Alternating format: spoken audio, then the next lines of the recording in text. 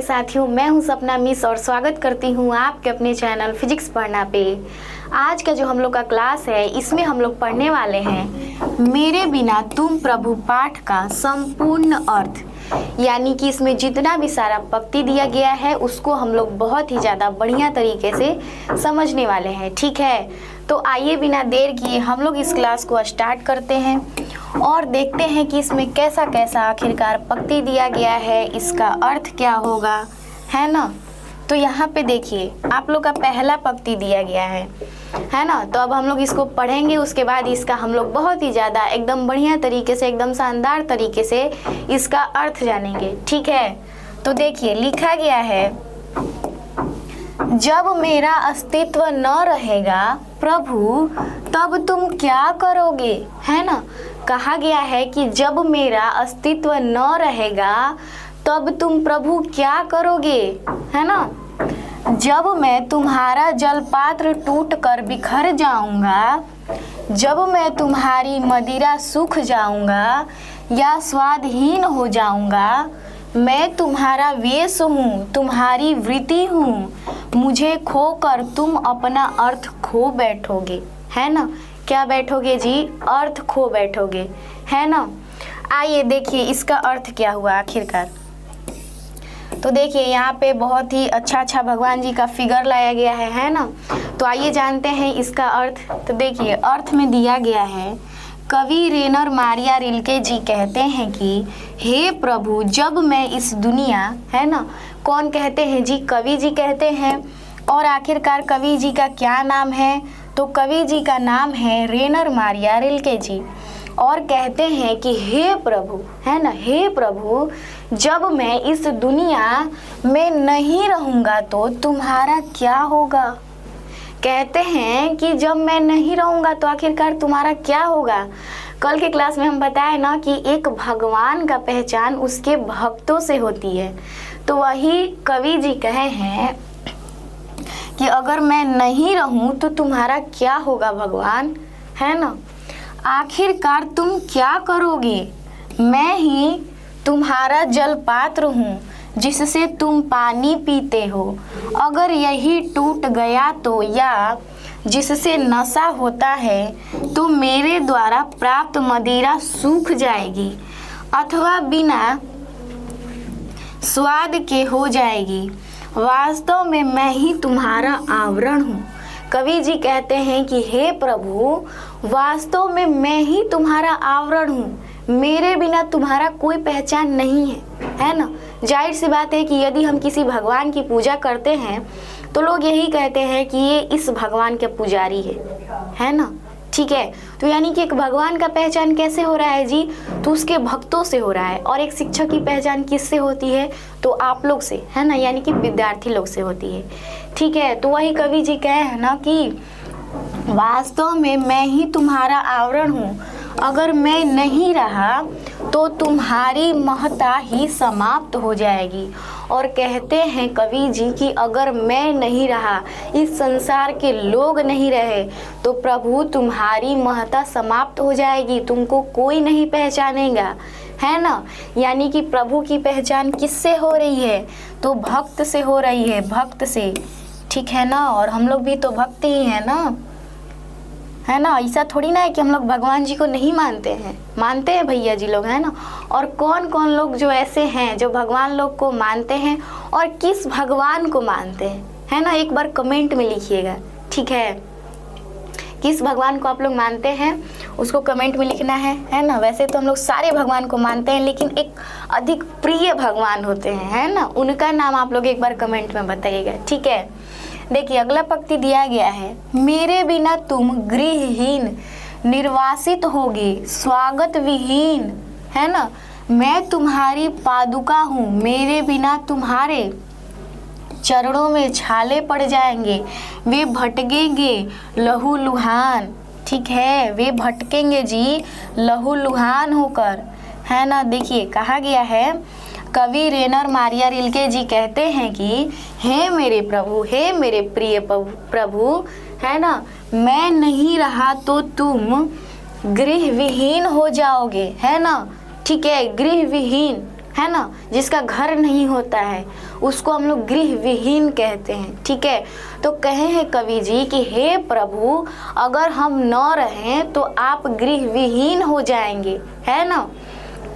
और देखिए तुम्हारी पूजा अर्चना कौन करेगा, है ना, जब हम ही नहीं रहेंगे तो तुम्हारी पूजा अर्चना कौन करेगा, है ना। जाहिर सी बात है कि यदि आप ही लोग नहीं रहेंगे, आप लोग मेरे वीडियो को देखेंगे ही नहीं, तो हम किसके लिए भैया जी लोग पढ़ाएंगे, है ना। हम तो यही सोच के पढ़ाते हैं ना कि आप लोग मेरे वीडियो को देखेंगे, समझेंगे, मेरे वीडियो के माध्यम से आप लोग को कुछ सीख मिलेगा, है ना। हम यही सोच के पढ़ाते हैं। ठीक है, तो वही कवि जी कहे हैं कि अगर हम लोग नहीं रहे तो आखिरकार आपको पूजा कौन करेगा, है ना। वास्तव में मैं ही तुम्हारी पादुका हूँ, है ना। चरण पादुका आप लोग जानते हैं ना, मंदिर में रखा जाता है। ठीक है, ऐसे चप्पल टाइप का होता है ना, चरण पादुका जिसको बोला जाता है। ठीक है ना, आप लोग इसे पहचानते होंगे, है ना, चरण पादुका।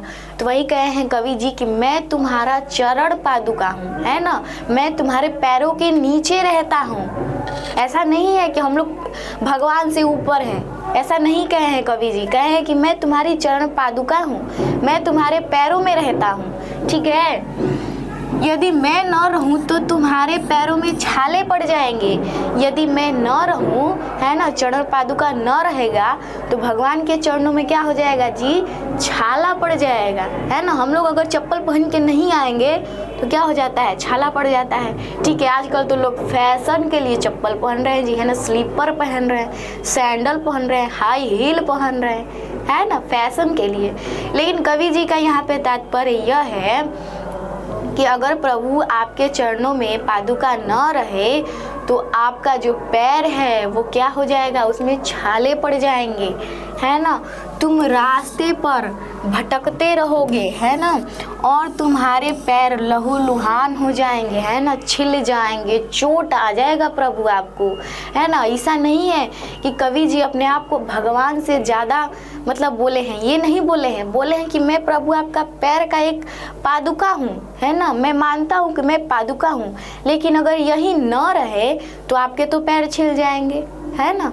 एक नींव घर का न रहे तो घर ही पूरा ढह जाएगा, होता है ना, घर का नींव मजबूत होना चाहिए। ठीक है, तो वही कहे हैं कि अगर पादुका ही न रहे तो आपके पैरों में छाले पड़ जाएंगे प्रभु, है ना। ठीक है, यानी कि इनके कहने का तात्पर्य यह है कि प्रभु मेरे बिना आप कुछ नहीं है। ठीक है, अब देखिए तुम्हारा शानदार लबादा गीला हो जाए, गिर जाएगा। ठीक है ना, तुम्हारी कृपा दृष्टि जो कभी मेरे कपोलों की नम्र सया पर विश्राम करती थी, निराश होकर वह सुख खोजेगी जो मैं उसे देता था, है ना। जो कौन देते थे, तो कवि भैया देते थे। और देखिए अर्थ में दिया गया है, कवि रेनर मारिया रिल्के जी कहते हैं कि अगर मैं नहीं रहूँगा तो तुम्हारा शानदार लबादा गिर जाएगा, है ना।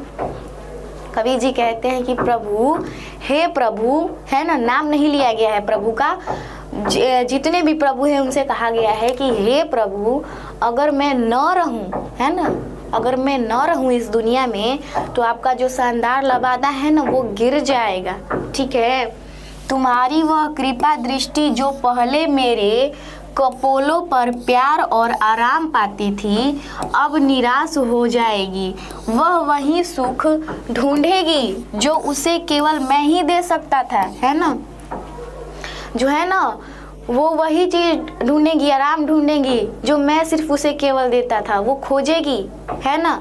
ठीक है, आप लोग जानते हैं ना, जो लोग अमीर व्यक्ति होते हैं तो जाहिर सी बात है जो लोग आराम किए हैं वो आराम खोजेंगे, जो लोग मेहनत किए हैं वो लोग मेहनत खोजेंगे, है ना। ऐसा थोड़ी ना है, मान लीजिए हम लोग का आदत है घर जाके फ़ोन चलाने का, किसी दिन फ़ोन नहीं रहा घर पे तब तो भौकाल मचेगा, है ना। मम्मी कहाँ है फ़ोन, काहे नहीं है फ़ोन, अगर रिचार्ज गलती से ख़त्म हो गया, अरे काहे रिचार्ज ख़त्म हुआ जी, आज कराओ रिचार्ज, है ना। यानी कि हम लोग का एक आदत सा हो गया है, फ़ोन चलाने का आदत हो गया है।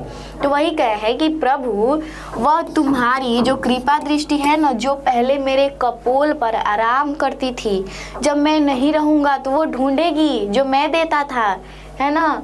पर मेरे बिना उसे वह सुख कहीं नहीं मिलेगा। और लेकिन अगर मैं न रहूं तो वो सुख कोई और दे पाएगा क्या? नहीं मिलेगा, है ना। यानी कि प्रभु जी आपका पहचान मेरे से है, कौन कहते हैं? तो कवि जी कहते हैं। यानी कि कवि जी का कहने का तात्पर्य क्या है, हम बार बार कह रहे हैं, क्या है जी? तो कवि जी का तात्पर्य यही है कि प्रभु हमारे बिना आपका कोई पहचान नहीं है। एक प्रभु की पहचान उसके भक्तों से होती है, ठीक है ना। यही कहने का तात्पर्य इनका हो रहा है। अब देखिए, दूर की चट्टानों की ठंडी गोद में सूर्यास्त के रंगों में घुलने का सुख। प्रभु प्रभु मुझे आशंका होती है, मेरे बिना तुम क्या करोगे? प्रभु प्रभु मुझे आशंका होती है, चिंता होती है कि आप मेरे बिना क्या करोगे प्रभु, है ना। प्रभु जी से कहा जा रहा है यह। तो देखिए अर्थ में दिया गया है। कवि रेनर मारिया रिल्के जी कहते हैं कि जब मैं नहीं रहूँगा तो संध्या कालीन अस्त होते सूर्य की सुंदर लालिमा का वर्णन आखिर कौन करेगा, है ना। कहते हैं कवि जी कि प्रभु, हे मेरे प्रिय प्रभु, अगर मैं न रहूं इस दुनिया में, अगर मैं न रहूं तो आखिरकार जो सूर्य अस्त होता है तब उसकी जो सुंदर लालिमा होती है ना, ब्यूटीफुल, है ना, सो ब्यूटीफुल, है ना, जो लालिमा होती है, आखिरकार उसका वर्णन कौन करेगा, उसके बारे में कौन बताएगा प्रभु जी, है ना, कौन बताएगा। ठीक है, क्योंकि उस समय सारा वन प्रांत सूर्य की बिखर रही लाल किरणों के संयोग से अद्भुत प्रतीत होता है ना, बहुत अच्छा, है ना, अद्भुत एकदम प्रतीत होता है। ठीक है, इसलिए कवि को आशंका होती है कि अगर मैं, ठीक है ना, अगर मैं नहीं रहा तो, इसको ऊपर करते हैं, ठीक है। कवि जी कहते हैं अगर मैं नहीं रहा तो तुम क्या करोगे, क्या करोगे, है ना। कहते हैं कि प्रभु जी अगर मैं नहीं रहा तो आप क्या करेंगे, है ना, क्या करेंगे आप, कौन आपको बताएगा, किसका वर्णन करेगा कोई, है ना।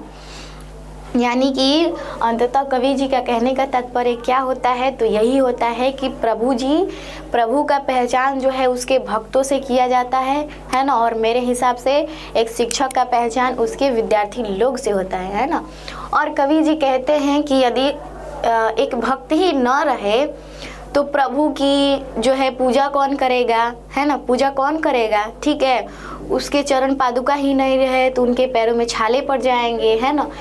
इस प्रकृति का वर्णन कौन करेगा, है ना। यानी कि अंततः उनके कहने का तात्पर्य यही बना है कि प्रभु जी हम आपके चरण पादुका हैं, है ना, चरण पादुका है, हम आपके चरणों में हैं, है ना। ऐसा नहीं है कि हम लोग ऊपर हैं, हम लोग चरण में ही हैं, लेकिन उसी चरण के वजह से, उसी पादुका के वजह से आज आप अच्छे से हैं, आपके पैरों में छाले नहीं पड़ रहे हैं। अगर यही हट जाए, अगर यही चला जाए, है ना, अगर हम ही चले जाए तो आपके पैरों में छाले पड़ जाएंगे। आखिरकार आपका पूजा अर्चना कौन करेगा, है ना, आपका स्वागत कौन करेगा, है ना।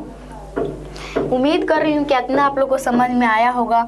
और मेरे को ये जो पाठ है काफ़ी ज़्यादा अच्छा लगा, है ना, काफ़ी ज़्यादा मेरे को ये अट्रैक्ट किया है अपनी ओर, है ना। और आप लोग को ये जान के खुशी होगी कि ये आप लोग का जो बुक है ना उसका अंतिम चैप्टर था, है ना। इसके बाद अब नहीं पढ़ना है चैप्टर, ठीक है। अब आप लोग को केवल रिवीजन करना है ना, ऑब्जेक्टिव देखना है, सब्जेक्टिव देखना है, कैसे लिखना है उसको, है ना। याद करने और रट्टा मारने से कुछ नहीं होगा, ठीक है। उसका एक लिखने का जो तरीका होता है, कैसे लिखना है, कैसे नहीं लिखना है, वो सारे क्लासेज आपके सामने लाए जाएंगे। बस आप लोग इसी तरह वीडियो को देखते रहिए, क्योंकि हमारी भी पहचान आप लोग के बदौलत है ना। आप लोग नहीं रहेंगे तो हमारा वीडियो ही कौन देखेगा, है ना। यानी कि एक प्रभु की पहचान उसके भक्तों से होती है और एक शिक्षक की पहचान उसके विद्यार्थी लोग से होती है, ठीक है। तो उम्मीद कर रही हूँ कि इतना आप लोग को बहुत अच्छा से, बहुत बढ़िया से, है ना, एकदम समझ में आया होगा, है ना, ठीक है। और अगले क्लास में इसका हम लोग ऑब्जेक्टिव कर लेंगे, उसके बाद सब्जेक्टिव कर लेंगे, उसके बाद क्लियर, है ना, सब चीज़ क्लियर हो जाएगा, बुक क्लियर हो जाएगा, ठीक है। तो आज के लिए इतना ही रहने देते हैं। और आज का क्लास यदि आप लोग को समझ में आया होगा, अच्छा लगा होगा, तो एक बार कमेंट में लिखना है यस, है ना, यस लिखना है, ठीक है। तो आज के लिए इतना ही, मिलेंगे अगले क्लास में, तब तक के लिए जय हिंद, जय भारत।